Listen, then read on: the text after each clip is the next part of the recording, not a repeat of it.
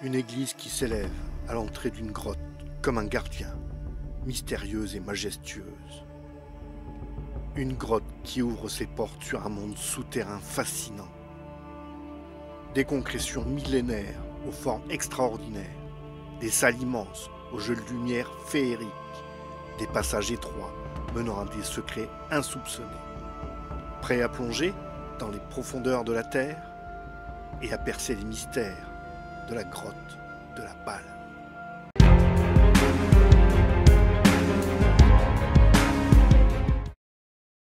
La grotte de la Balme, un portail vers un monde souterrain d'une beauté saisissante et d'une histoire riche en rebondissements. Ici, où la roche s'est patiemment sculptée par l'eau et le temps, se mêlent les légendes et les réalités, les secrets des brigands et les empreintes de rois.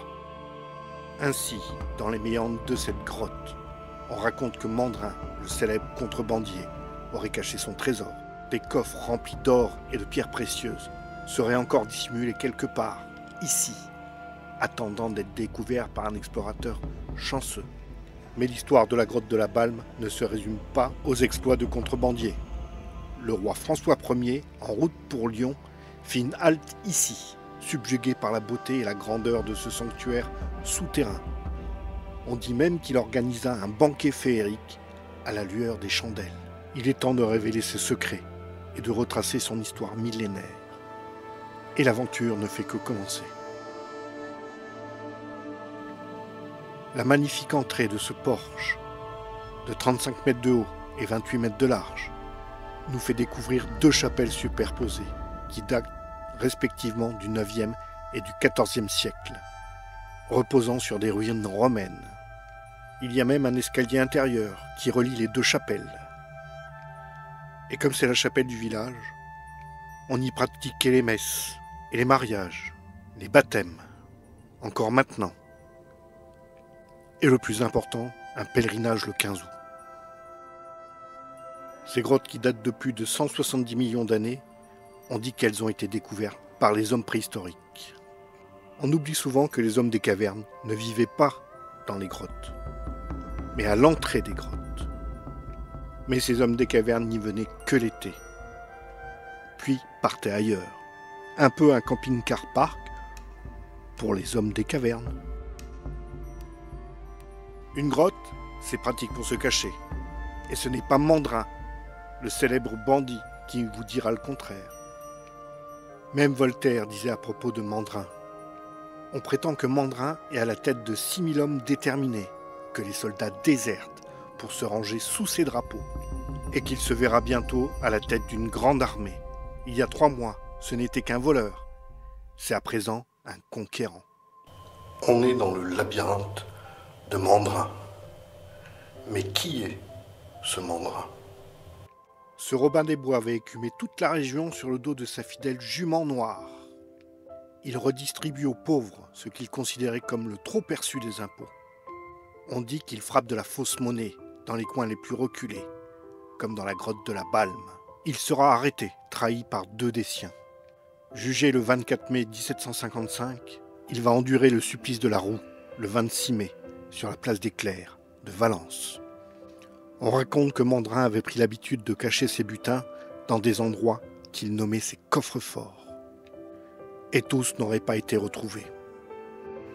Souvent embellis par les conteurs et la transmission orale, les faits historiques deviennent presque des légendes. Mais l'épisode de François Ier est le plus croustillant. Et il y a même un labyrinthe portant son nom. Le labyrinthe de François Ier.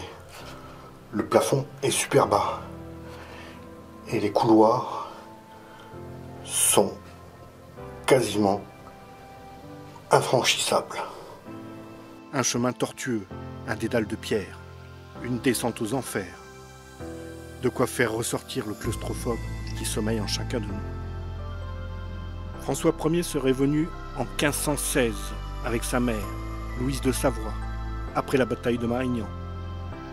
On dit qu'il aurait prié à la chapelle et qu'il aurait aimé qu'un membre de sa troupe aille explorer les lieux pour lui en rapporter une description. Mais personne n'osa le faire. Ça serait une folie d'aller explorer ce passage vers l'enfer. et le valeureux chevalier Bayard ne devait pas être dans l'expédition. Alors une solution est trouvée. Le 10 mai 1516, on dépêcha 2 condamnés à mort, sous promesse d'avoir la vie sauve. De retour de leur incursion dans la grotte, les 2 condamnés racontèrent sans doute tout ce que l'on aurait aimé entendre. Après le passage de l'escargot, on débarque dans une marmite géante, et c'est là que le roi de France aurait dîné. Puis, quelques escaliers plus bas, le clou du spectacle. Une fresque représentant François Ier, peinte en 1882 par Théodore Levigne.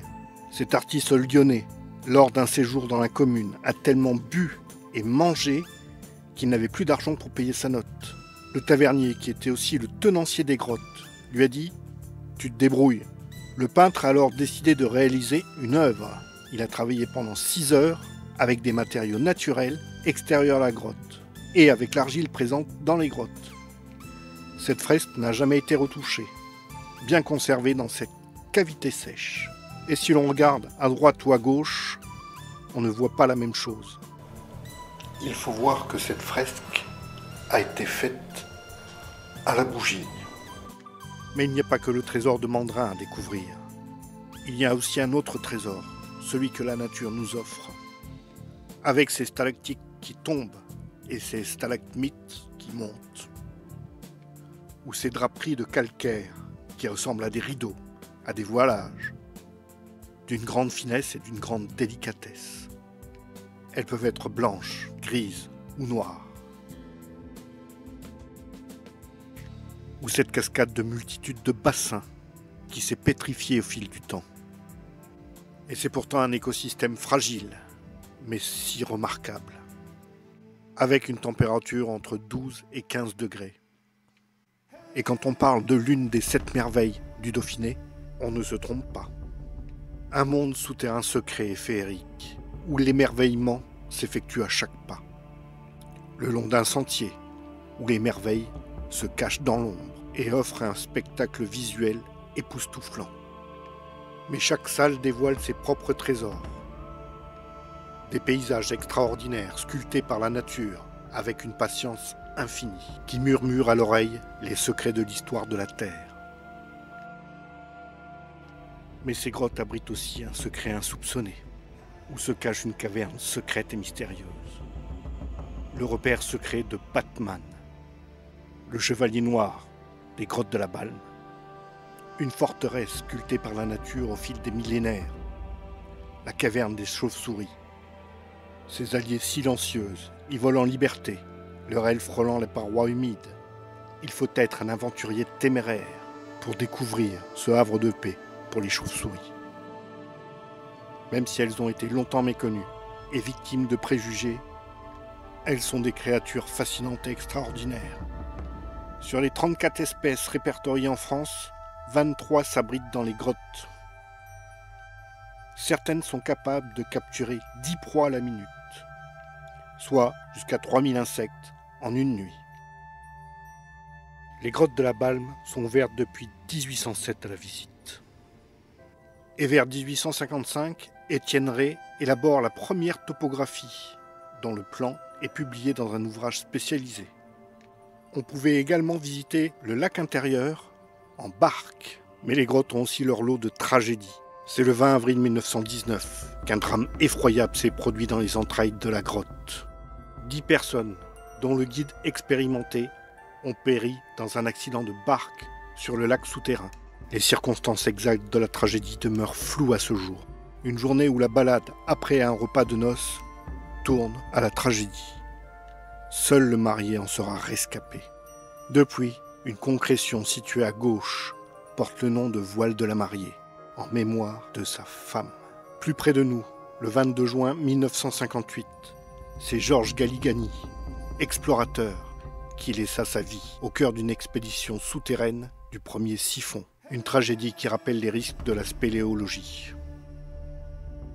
Les grottes de la Balme, c'est bien plus qu'une simple grotte.